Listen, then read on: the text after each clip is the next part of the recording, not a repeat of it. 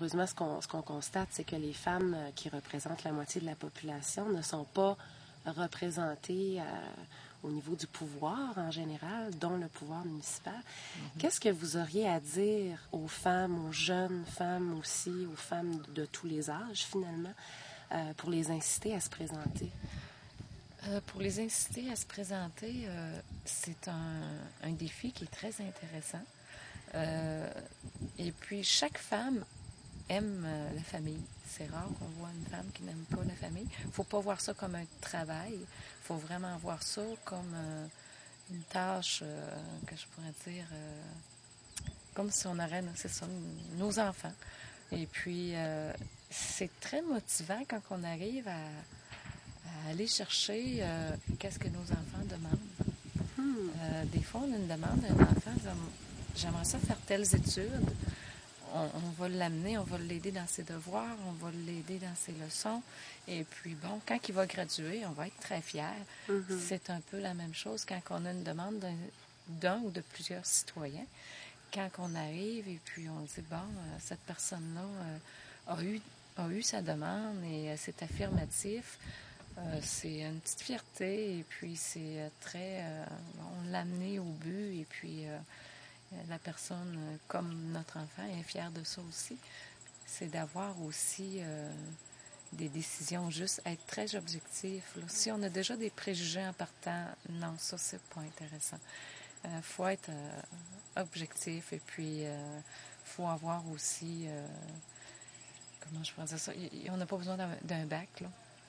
Faut avoir une certaine justice, une certaine façon de penser que faut pas avoir des choses personnelles à retirer de ça. Il faut vraiment dire, ben, cette personne-là a besoin de ça.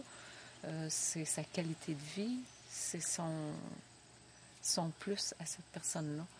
Ça peut les encourager, il faut qu'il n'y ait aucune crainte. Il y en a déjà qui le font, qui l'ont fait. Donc... Considérez-vous que le fait d'être une femme mairesse ou une femme conseillère, ça apporte quelque chose de complémentaire, ça apporte un plus à la politique municipale?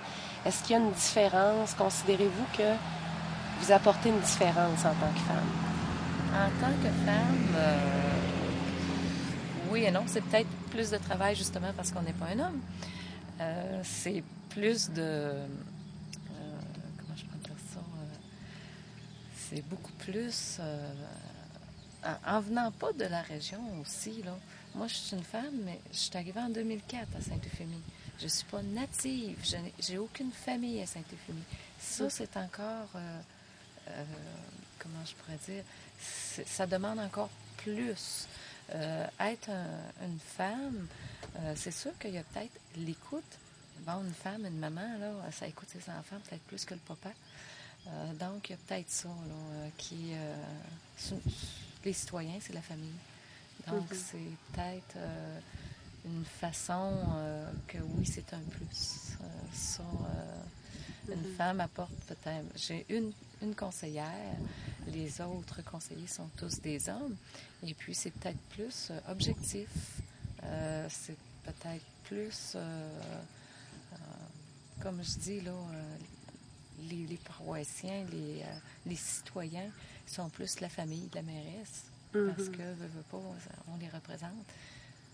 Donc, en tant que femme, je trouve que c'est tous mes petits-enfants.